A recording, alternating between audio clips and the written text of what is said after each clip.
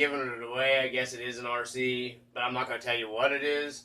But it's something I've been wanting for a long time that I've had, which isn't very popular, but for some reason it's always caught my eye. So anyhow, and I've got a Rovan order and a DDM order I got to unbox. I'm going to go ahead. I'm not going to do that today. I'm breaking the videos down. I'll be doing that at a later time. But I've got an uber amount of parts for this that came in from Rovan and from DDM. I do want to show you guys some stuff, what was going on with this truck. The first things first, I'll bring the camera down here and show you what I'm talking about with the mount for the pipe, okay? It's going to be a little bumpy getting down here, guys. Sorry. My camera ain't nothing, phone ain't nothing special. It's about like my poor boy 5th scale stand. This is your pipe mount, you know, that mounts to your case cover. Okay, you can kind of see there. Well, what's happening is because this is at a strange angle, kind of wedged down. It fits really good until you tighten this down, and then it kind of puts this in, you know, a bind. So it keeps breaking my bolts off in here inside the case, which this is the second bolt I've broke off in here. It's no big deal. I'm not tightening them down because of that reason. I can just put me a pair of channel locks on here. You can kind of see I just pull the cover off because it's not a threaded all the way down in bolt. You can see it right here broken off. And once I pull this case cover off, I can just unthread that bolt out of it. So that's why I didn't thread lock that. Trying to get the focus here. So I'm going to have to modify this mount a little bit. I'm going to have to shave some off of up here. And up here, well, down here as much as I can. I got to be careful. I'm going to take it to a grinder because this is steel. I'm going to have to grind some off here and grind some off of here.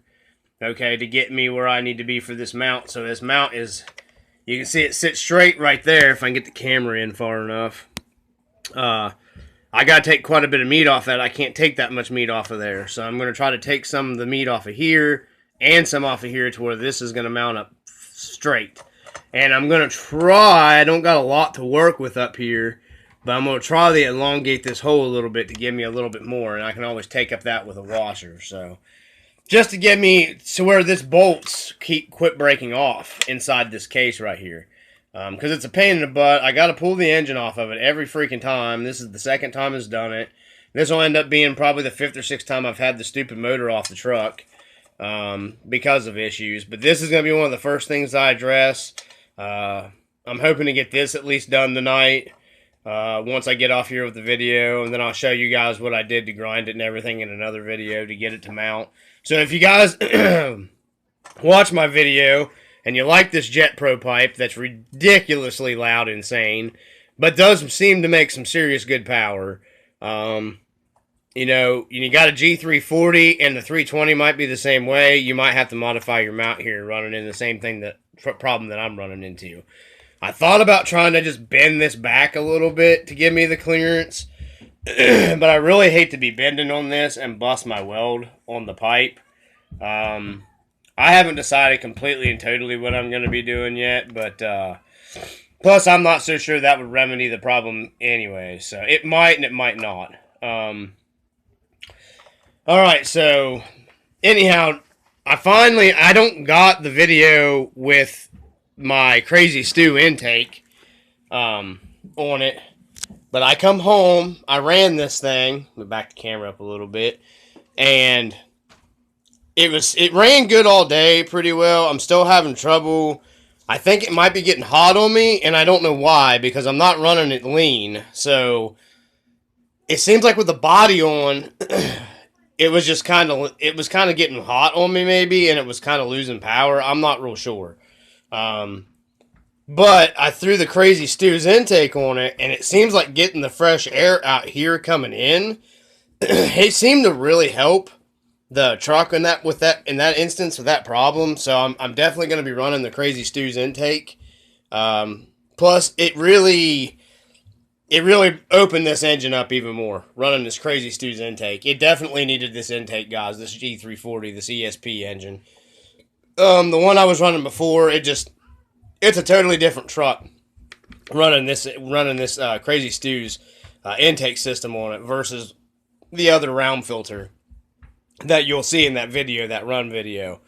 But yeah, I mean, I'm back to that. Gonna be changing some fuel line stuff and everything around. But you guys, like I said, the video of it running will be posting up, before this video gets posted. But this is just more problems that I'm running into. I got to take this engine back off again and try to grind this down.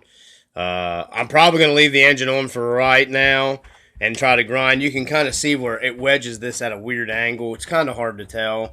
I got to try to get this sitting flush here a lot better than what it's sitting. So, but yeah, the truck does seem to be running a lot better, guys. Like I said, that video I had without the body and stuff on it, it was ripping pretty good. One more thing that unfortunately I'm probably not gonna run the General Lee body on here with this Crazy Stew's intake, because of the way the intake pops out here, which I could trim the intake down. I mean, I know I could probably trim it down about maybe like right in there a little bit and slide it. But then I seen guys doing that, and it's going to put this closer to my exhaust pipe, okay? And it's going to move it over here, and it's just going to run into more problems. I like where this lays at here. So what I'm doing is I had an extra cage. What I'm doing is the one side of the cage I'm just going to trim out, okay? So the intake can just go through an open spot, which it's not going to take out a lot. I'm going to take out an X brace here, this here, this here, and this here, and that'll be open. That's a $20-some cage replacement part, so I'm not worried. I'd rather cut that than a $120 Crazy Stew's intake anyhow. Plus, like I said, I don't want to move this closer in with my pipe. Excuse me, my allergies are killing me. But yeah, she started running pretty good, guys. I'm hoping to get some more videos of it up and running. I'm gonna do me a half cab body, no back part. And my hood's down here. This body was kind of busted up, the original Rovan body. So I'm gonna be doing me some cutting on this, just making me some an open fender trophy truck look. And I may plastic dip this, kind of like I've done some of my other bodies in the past. Like I said, this is an old body I've had laying around.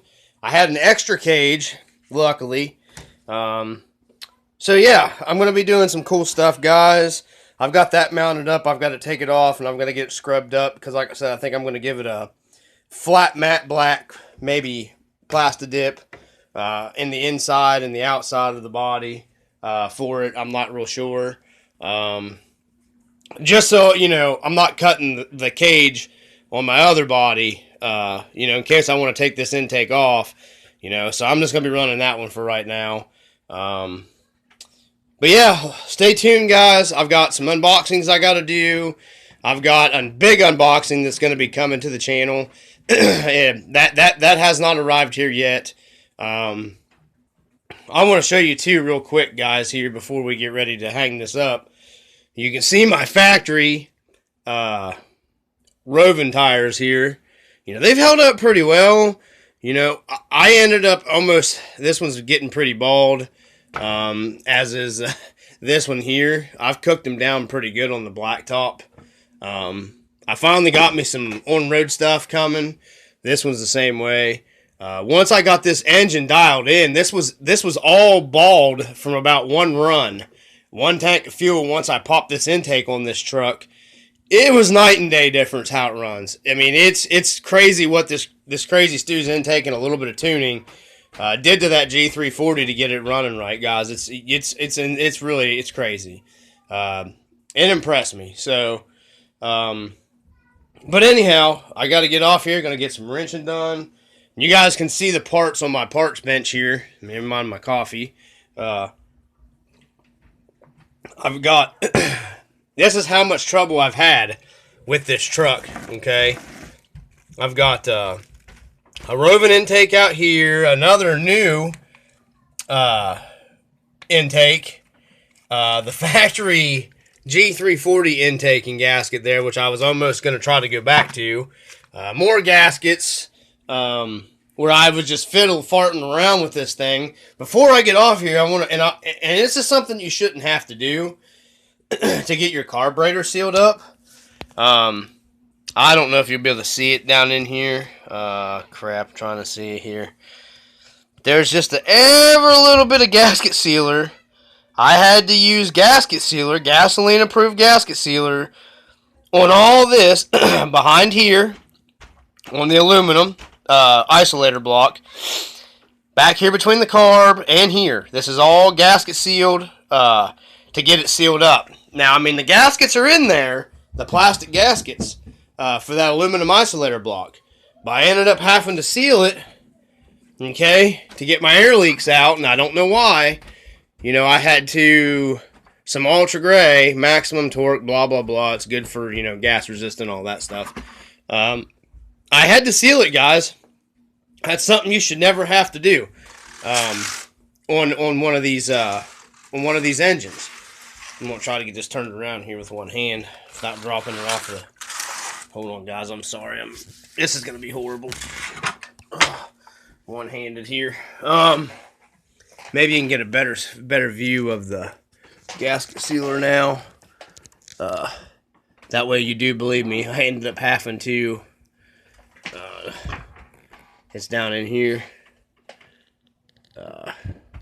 Yeah, see it here? You can just kind of make it out. You know, I had to seal all that stuff. I had to seal behind it, and I had to seal between the carburetor. I mean, I don't know, guys. It was just really, it was strange. I don't know why I had to do that. I'm not sure. I've never had to use gasket sealer on anything like that to get it sealed up. It seems to have sealed it now. She's running, she's brapping, she's ripping, she's not leaning herself out or idle going all over the stupid place. What I think was my main problem to begin with is I was out of gaskets for my velocity stacks here. So when I put these together, I reused the gasket, the one that goes behind your velocity stack. It's got a new one in it now. I'm wondering if maybe that might have been my leak. I don't know. I'm not real sure. And then I had some loose screws in the velocity stack. They loosened themselves up, which I don't know how. I'm going to be taking this all off here and cleaning everything. And checking all my bolts in my velocity stack, both the bolts and everything in it. But yeah, guys, I just wanted to share that with you. You should never have to use gasket sealer. I mean, you can. It's not going to hurt anything. You just don't want to go ridiculously crazy with it. Because I've seen guys tell me before that they use gasket sealer even with their gaskets and stuff on that. But I generally have never had to do that in all the years of all my, fifth scales, anything like that with gasket sealer, on top with the plastic gaskets. So, but anyhow, guys, I got to get off here. I got to get to wrenching. I got some other stuff I've got to do. I just got home from work because I went back to work this week. Anyhow, I'll get you guys finished product. I get my cage cut and get my body all powder coated. Peel coat, whatever. I get it painted up, and then I'll get it all together and get another run video with the Crazy Stew intake and stuff, and just gonna go with Mad Max style with on this thing with the body and everything. So, anyhow, guys, peace. Keep the brapness alive.